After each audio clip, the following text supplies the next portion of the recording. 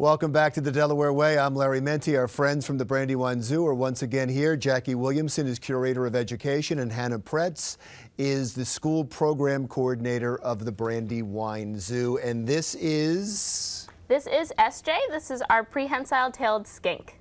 And where would we find him, aside from the zoo?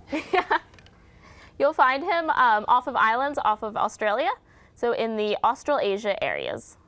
And now he seems pretty docile right now. Is this the normal? Is he like hiding? You can't see me?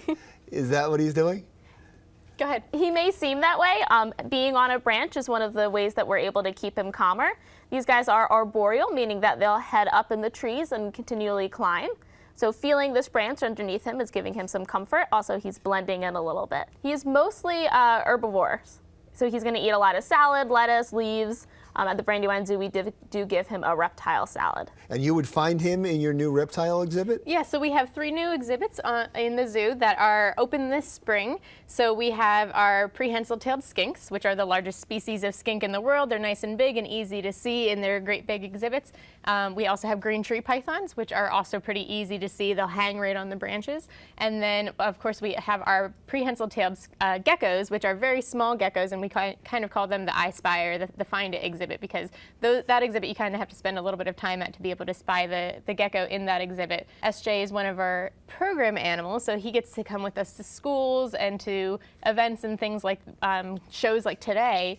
So he's not on exhibit, but we do have some other skinks that are on exhibit, so that we have one that we use for programs and one that's on exhibit that we can show the guests up close what they look like too. Aside from the skink, how many reptiles will you have there if I go? We have we'll have the 3 exhibits this spring, so they're brand new, but those are the only reptiles that we have on exhibit. We do have a lot of program animals that we use for education purposes that are reptiles. In the summertime, we have reptile shows on Friday, Saturdays, and Sundays, and in May and September just on weekends. So you can come out to a reptile show and meet some of our education animals up close, and that was also a way that we can have guests meet some of our reptiles because we don't have as many on exhibit all year long. So that's something fun that people can come out and see and learn. This year's theme is how to be a superhero for reptiles. How to be a superhero how does he hold on like that? I mean, he was over to the side there for a second, and I thought he was going to drop. Can he hang from underneath it if he wanted to? He could probably hang from underneath it very easily. He's got some pretty sharp claws on his feet to help him grab on. And in addition, he also has this prehensile tail that he can use it to help balance himself and actually not necessarily hang his whole body, but hang part of his body off of a branch and help to keep himself stable. Is that full length? This is about full length. You can get maybe a couple inches longer, but not much more. Could you have that as a pet? You could. Yeah, I mean, these guys are one of the more docile species of skinks, and in the reptile trade, they're one of the more popular skink species. Probably the most popular that you would see is the blue-tongued skink, which we have also in our collection. Yeah, what do you have coming up at the zoo aside from the reptile exhibit this spring? We've got our Star Wars Day. We are saying May the 14th be with you, because it's on May 14th. So we've got that event from 12 to 3 where we'll have You've Star done that Wars before. It's probably bigger this year than ever before. Yeah, so we're doing pre-sale tickets online.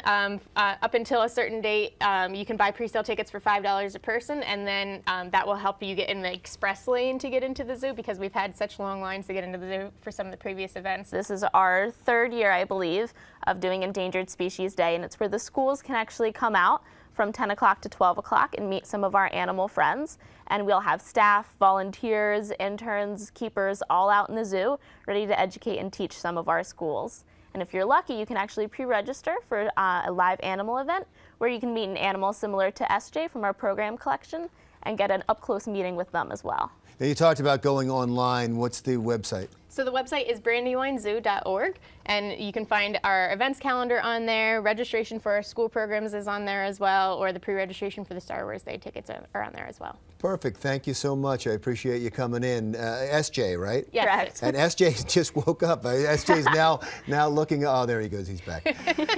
Thank you so much, Jacque Williamson, Curator of Education, and Hannah Pretz, School Program Coordinator of the Brandywine Zoo. And that wraps up the Delaware Way for this week.